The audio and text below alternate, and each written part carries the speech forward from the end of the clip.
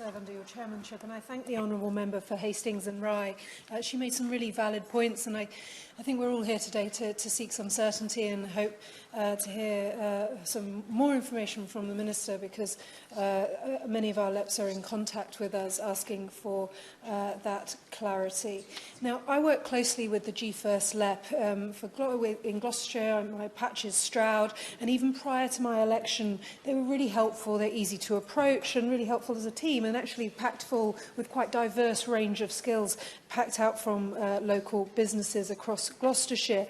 I actually find that they share my attitude that it's getting things done that matters to people in Stroud, and that means working with everybody, regardless of party politics, and just making sure that the people that they are engaging with are people that can make a difference. And I find that a really kind of effective and pragmatic approach, which isn't always in all aspects of an MP's life when we're trying to move things forward. And I've certainly inherited many projects that are decades old and needing some attention and needing a bit of a kick up the backside, and I find the LEP certainly come to assist me with that. But I think one of the key aspects of the work with the LEP and me working through the LEP as well is harnessing the power of businesses and the private sector, as my honourable friend said.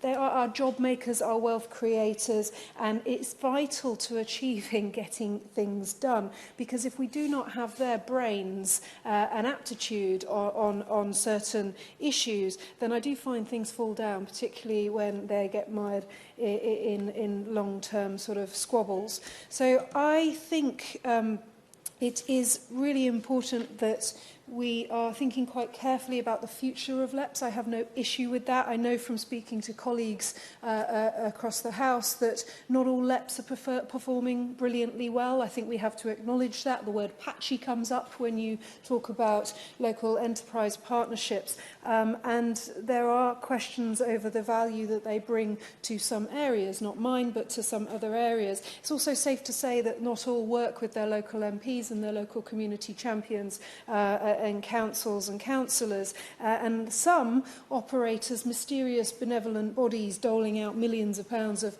taxpayers' money with absolutely no reference at all to the government, no reference at all to local businesses and local community champions that could give them some guidance about the best place to spend that money. So I do understand why the Minister and his team are looking at LEPs, and particularly as we're looking at new models of devolution. But I don't want the government to throw the baby out with the bathwater. So I'm going to go through a few of the projects that we have been working on locally. Growth hubs. We have got growth hubs in our college, and it's an ambition of our skills bill work with the Department for Education that we bring businesses into our further education colleges. We're already doing that through the work of the LEP, and that's providing things like net zero advice and supporting businesses. I've got some fantastic local businesses like the Boys Who Sew who have really kind of valued the advice and support. We've got a huge bid request in to be the world's to host the world's first fusion power station in my patch, and that has involved every single aspect of local enterprise, and the LEP is certainly a big part and player of that. The G1st LEP chairs in the Western Gateway area and have members on the Gateway board as well, so we all work very closely together. I want to give credit and mention the Right Honourable Member for Cheltenham. He would be here, but he's been elevated to Solicitor General, so he's not allowed to join in these debates. He has worked tirelessly to create the cyber cluster, working very closely with the G1st LEP. That's for Cheltenham, Gloucester, Gloucestershire and the Western Gateway. It was one of the discussion topics in the inaugural meetings for the Western Gateway, and it's actually happening, so we can certainly chalk those up to a win. We've got on skills a joint portal between the County Council and the G1st LEP, an employment charter which is being piloted across the county at the moment, involving about 20 employers and a number of different schools, and we've got 10 business sector groups. And I think, as an honourable member for Hastings and Rye said, if we delay in making decisions or giving these groups certainty, we will lose these busy people. They are not going to stick around. They will go and join another group when they can see that that is worthwhile.